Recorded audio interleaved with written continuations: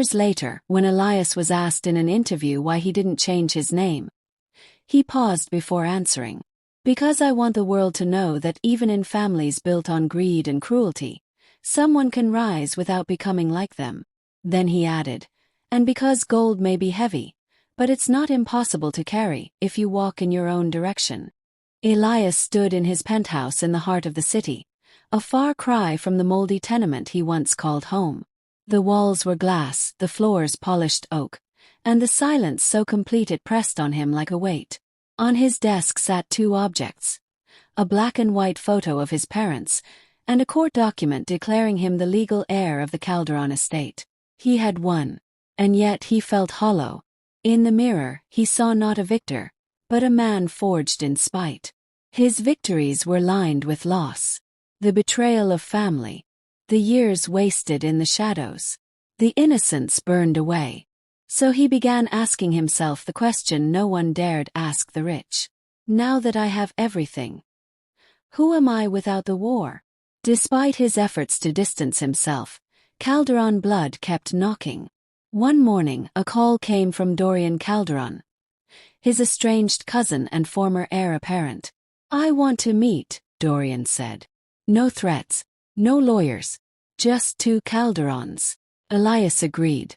They met at a rooftop bar overlooking the bay, a place where their grandfather once brokered deals in whispers. Dorian was aged beyond his years. Alcohol, lawsuits, and exile had stolen the shine from his once perfect smile. You killed the Calderon name, Dorian said. And now you think you're its savior. Elias leaned back unfazed. I didn't kill it. I buried what was already rotting. Dorian chuckled darkly. You think your charities matter, that giving away crumbs redeems the blood you carry. He stood to leave, but before walking away he added, the Calderons have enemies, old ones. You've just inherited them. Started with a break-in. Elias returned home to find his safe cracked open, but nothing stolen. Instead, something had been left behind. An old leather ledger bound in red thread, filled with names, offshore accounts, and transactions going back 50 years. The Calderons had not only built their empire on oil, but on war profiteering, arms trafficking, and laundering money for regimes now lost to history. This was the dark heart of the Calderon legacy, one Elias had never known. He confronted Trask. Why didn't you tell me? Trask, now frail and coughing blood into a napkin, looked him dead in the eye. Because your father knew. And he was killed for trying to expose it. Elias realized he was no longer fighting a family. He was in the crosshairs of something deeper, a hidden syndicate that the Calderons once fed and served. His lawsuit had disrupted old power structures. Now those shadows wanted to know, was Elias a threat or an asset? Anonymous threats began. His phone was tapped. A man posing as a reporter was caught outside his foundation offices with a loaded pistol. Rather than retreat, Elias did what no Calderon had done before. He called a press conference. I inherited a fortune built on blood and silence. I will not pass that legacy forward. I have opened every ledger. I have reported everything to the international authorities. If anything happens to me, hundreds of documents will be released worldwide. He became a global story overnight. And a marked man. With his money, Elias created a firewall. Journalists, whistleblower platforms, human rights groups. He paid for protection not for himself, but for the truth. He dismantled parts of the Calderon empire piece by piece, selling off their holdings, redirecting profits, publicly naming complicit board members and donors. The enemies came in waves. Some sued. Some threatened. One tried to bribe him with a seat at the world's hidden table. I don't want your table, Elias said. I want to burn it. But the closer he got to the core, the clearer it became. If he kept going, he might not survive. Elias disappeared for several weeks. Rumors swirled.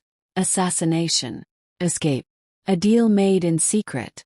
But then, on the anniversary of his father's death, he reappeared. This time not as a Calderon, but simply as Elias. On the eastern edge of a decaying city, In a rust-stained tenement barely held together by time and memory, lived a young man named Elias. His life was a tapestry woven with threadbare clothes, second-hand books, and dreams too heavy for the shoulders that carried them. Elias had no memory of his parents. All he had were fading photographs. His mother with warm eyes and a strong jaw. His father standing tall in a military uniform. They died in a car accident when he was 5, or so he was told. The rest of his childhood was spent in the custody of a rotating cast of relatives who made it clear he was not truly one of them. He'd been a stray seed, tossed from one unwilling garden to the next. But the blood that ran in Elias's veins was not without power. He was born into the Calderon family, an old dynasty of wealth, influence, and reputation. Mansions, oil empires, and private jets bore their name. But Elias had been swiftly cut off after his parents' death. Why? He never understood. Rumors whispered that a clause in his father's will had been buried, rewritten, ignored. He was 10 when his last guardian, a bitter uncle who ran a scrapyard, sent him packing with nothing but a backpack and the words, "You've got Calderon blood but not Calderon worth." He never looked back. Elias survived, but he never really lived. He worked odd jobs. Dishwashing in a greasy diner, sweeping floors at a mechanic's shop, tutoring kids in math even when he could barely afford a textbook himself. He read voraciously in the library, soaking in economics, law, and business like a sponge. Though the name Calderon had cursed him, he studied their rise to power obsessively. He read about the shipping empire started by his great-grandfather, the legal battles, the investments, the charities masking corruption. Somewhere beneath the corporate lies he knew was the truth. His parents had been too noble or too honest, and it cost them their place in the empire. Still Elias said nothing. He sought no revenge. He filed no lawsuits. He made no noise. But he remembered everything. When Elias was 27, an old man named Howard Trask approached him outside the campus library where he worked as a janitor. Trask was wiry and sharp-eyed, a retired lawyer who once served as a junior associate for Calderon Enterprises. "I knew your father," he said simply. Elias looked up from the garbage bin, skeptical. "I read his will," Trask continued. "There was a trust, large one, meant for you. But someone buried it." Elias felt the air shift. Trask handed him a business card and said, "If you ever want to dig it up, call me." Weeks passed before Elias finally did. What followed was a quiet storm. Trask worked discreetly, pulling files, records, and testimonies long buried in vaults and legal closets. It became clear. After Elias's parents died, the Calderon board, headed by his ruthless grandfather Edgar, hid Elias's trust and declared him an unfit heir due to instability. They'd forged psychiatric evaluations, used Elias's childhood trauma as proof of incompetence, and quietly redistributed his inheritance among the other heirs. It was embezzlement cloaked in legalism. Trask asked him, "Do you want to go public? File suit? Or settle quietly?" Elias didn't answer. Not yet. A year later, Elias arrived at the Calderon estate in a rented suit and shoes with thin soles. He was invited, begrudgingly, after months of quiet legal maneuvering and threats from Trask. He sat at the dinner table with uncles, cousins, and his aging grandfather. "You should have stayed lost," said one cousin, swirling wine. "You've always been a Calderon," said his grandfather, with syrup in his voice and poison in his eyes. Elias smiled coldly. "You're not wrong. I am a Calderon. And Calderons don't forget debts."